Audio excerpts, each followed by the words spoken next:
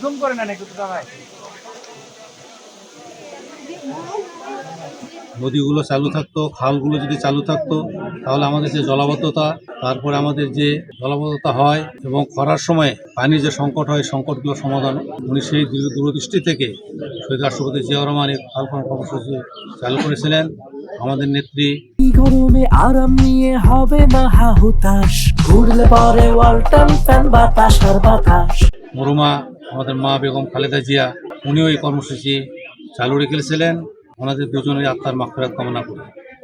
আজকের মাননীয় প্রধানমন্ত্রী আপনারা দেখেছেন, উনি শপথ নেওয়ার পরদিন হতেই ওনার যে ম্যানিফেস্টো এবং দেশের মানুষের যে কল্যাণের জন্য যে কাজগুলো প্রয়োজন, যে উনি প্রতিশ্রুতি দিয়েছেন, সেই দিন থেকে উনি এই কাজগুলো শুরু করেছেন। এই রমজান মাসেও উনি দীর্ঘ সময় অফিস করেন এবং প্রত্যেকটি কাজ উনি এগিয়ে নিয়ে যাচ্ছেন। এবং সেই কর্মসূচির মধ্যে আপনারা দেখছেন ইতিমধ্যেই ভোট হয়ে গেছে, ভোটের কালির দাগ আমাদের নখ আঙ্গুল থেকে এখনও শুকায় নাই।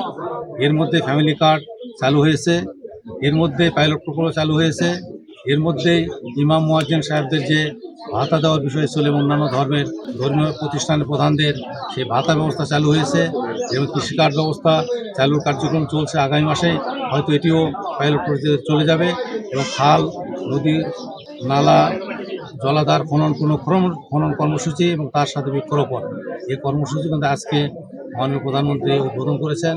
আমরা সারা দেশব্যাপী উদ্বোধন হচ্ছে এবং তারই অংশ হিসেবে আমরা এখানে এই খাল কালাই উপজেলায় এই মুরাইল খাল 2.8 কিলোমিটার এই খাল আমরা আজকে খনন উদ্বোধন করলাম।